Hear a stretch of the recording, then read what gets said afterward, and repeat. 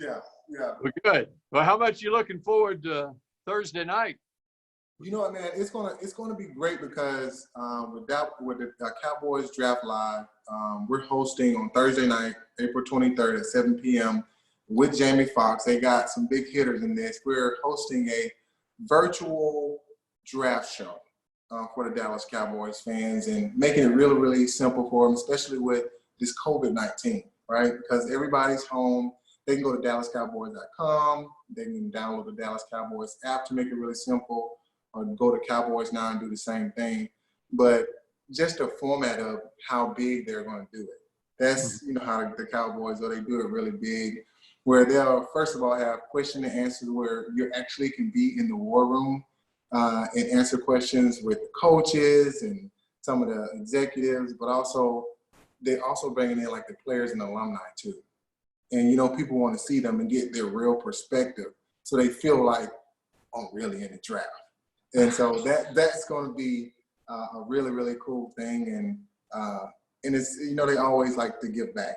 Everybody wants to give back with the COVID-19. So they're going to start with a 5K, a virtual 5K with Baylor, Scott and Wright. And you can register for free. You can go to DallasCowboys.com/draft live to do that. You're going to do it from home. We're not having a big, mile run. You can run and walk from home to make it really simple and donate. And the same thing with the NFL. They're having the draft-a-thon. So they're using that time, the 23rd through the 25th, to be able to raise awareness for the Salvation Army's COVID-19 relief efforts. And we know how big they are with the Red Kettle campaign and the Salvation Army. So they're teaming up with them to really help out with food because people are in desperate need. And so they can go to NFL.com/relief for that. And me just being part of that opportunity, I love to give. I know I've been working with you for so long, man. It's so cool to see your smiling face all the time. And it's just a time to where we get to enjoy the draft and still get that feeling from home. All right. How much are you looking forward to spending the evening with Jamie Foxx? You know what, man? I need some laughs. I need some laughs in my life, especially at this time, man, because I've been with the kids. We've been distance learning. I've been the handyman, the electrician, the teacher, everything. I need a little time away to get back to football. And I know you feel the same way and what's important. I know that I can see that because he lives behind you. That's important to you. And it's important to me too, right?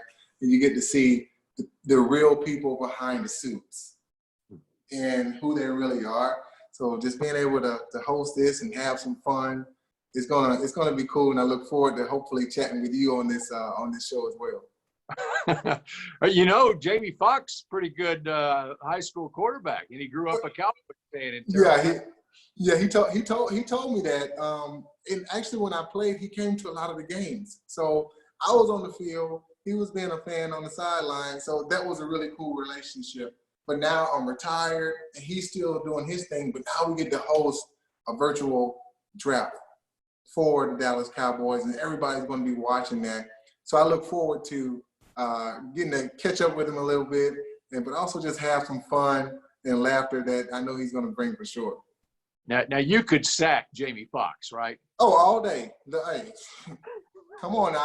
I can really turn up if you want me to do that. But yeah, man. But I think that, on the conversation of just sacks, we're going to have to really get that going this season, especially with the Dallas Cowboys. It's they got pick 17. They're going from a more of a hybrid type defense, and so they're going to need that guy that comes in, because you still got DeMarcus Lawrence and you've gotten rid of a couple other guys, but you're going to have to bring that pressure in that 3-4 defense to be able to create those turnovers. That's one thing that was missing last year, getting those turnovers that were needed for, almost like the number 1 or 2 offense. They couldn't score a lot of points because they had a lot of field they had to cover. So if they can get that in the draft at 17, I think that's going to really make a big impact for them next year. What they could really use, especially with this hybrid defense that I think they're going to go to, they needed DeMarcus Ware on that right side. Oh, yeah. And there are a couple of good linebackers out there like LSU, like Le'Veon Cason, right? He's a freaking monster, right? Or if they're going to that hybrid type thing, they can go get some interior line, defensive linemen too, like a Derek Brown from Auburn, some guys that are really versatile, really strong, get pressure up front, and then get a couple of guys on the outside that can be more the hybrid inside-outside backers. And I think Jalen Smith, people are really sleeping on Jalen Smith. He can play a little bit of outside linebacker. I know he can, and he can bring pressure from the inside. They got some guys there already that can get the job done. It's just learning the new nuances of playing a little bit of a new position, like I did, going from defensive end to outside linebacker.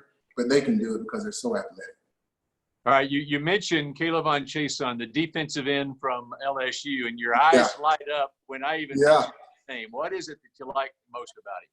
You know what? Just watching a little bit of tape on him, the get off. He predicates everything on speed. Speed is only genetic. I don't care what nobody say, and just being able to have that knack to get off of the ball and the technique that he uses. He's a long guy like me, right? 7-foot arm, almost wingspan, being able to still stab and push the pocket, get around the corner. And he's one of those guys that creates havoc. I hear them saying that he's an outside edge guy, but he's a slip guy. And what I mean by a slip guy is when he is on the tackle, he slips and moves him out of the way, and he goes and makes the plays. And I'm like, okay, well, then how many tackles for a loss did he have? And he's always behind the backfield. He's always chasing from behind, and he reminds me of myself. So I'm like, this is one of those type of guys where the motor does not turn off when he's on the football field. And this is what you want, just a crazy banshee out there just trying to get to the football. And that's why I light up so much, because he's that type of guy. I love him too. And one of the things I love about him is interviews. He's got this confidence about him. He's got a Michael Irvin swagger about him. But there's also an intelligence there that he knows some of the stuff he says, he knows he's pulling your leg a little bit, but there's still that confidence there. How much when I study the draft, I look at a lot of that stuff, and I saw it in DeMarcus Ware 15 years ago, where there's that sparkle in your eye, there's that personality also that goes. How important do you think that is in making evaluations on whether a guy's going to really make it in the league and how coachable a guy is? And that's one word you just use, is coachable. When someone has a lot of personality, that means they have a lot of character. And with that character, they can change and they can chameleonize themselves in a locker room, and they can become leaders. Like I was with the Cowboys and Denver Broncos, because every year there's 30, 40 new guys coming in. You got to learn their characteristics, how they are, and that's how you become a captain, by how hard you work, but you get to know them. And having a guy like that, like you said, that arrogant personality, but it's quiet. You don't have to say what you are or what you do. You show them, and they're like, I like that guy. I want to follow that guy. And then once you get to know them, they're like, you know what? He's actually a little arrogant too. And that's exactly what you want from a guy like that, especially when you're drafting those high draft picks. And finally, can you believe it's been 15 years? It was April 23rd. Today is April 23rd, and it will be exactly 15 years ago when you were the #1 draft pick of the Dallas Cowboys. Dude, I mean, 15 years ago, do you know how long ago that was? I can't even imagine. I mean, because I'm tapping up on 40 right now, okay? And 15 years ago, we met, and we've been chatting it up ever since, right? And it's just been really cool to see how, the season starts and like how everything finished, and how you just put your head down to the plow, you'll get it done. But don't worry about the results in the past. Worry about what you can accomplish in the future. And that's what's been really great for me to see. And I see that in a lot of guys, especially coming up in this draft, and a lot of my former teammates as well. Yeah, they need a draft like 2005. Marcus Ware, Jay Ratliff, Kevin Burnett, Chris Kennedy, Jay Ratliff, Ratliff, 7th round. I mean, Rob Petiti in the 6th round walked in and started at right tackle. Dude, we had a awesome draft when we first came in. I can still remember when we came in and like coming in like the rookie camp, and we like crushed everybody, right? And they were like, hey, just wait until the starters come in. We were like, yeah, man, whatever. It was Mary Allen, Flozell Adams. It was, Drew Bledsoe. I mean, just to name a few, Terry Glenn. It was, we really didn't know how big those guys were until they walked into the locker room like the Monstars. I mean, like, big zero jerseys on, and they just sit down and we're like, holy cow, are these guys actually in the NFL? Like, they were huge for being able to be part of that and being in that draft class like that. It was one of those things where you can't get that back. You can't get it back. Yeah. All right, D. Ware, I appreciate it. It's going to be fun watching you on Thursday night with Jamie Foxx. All right, cool. Thank you so much. All right.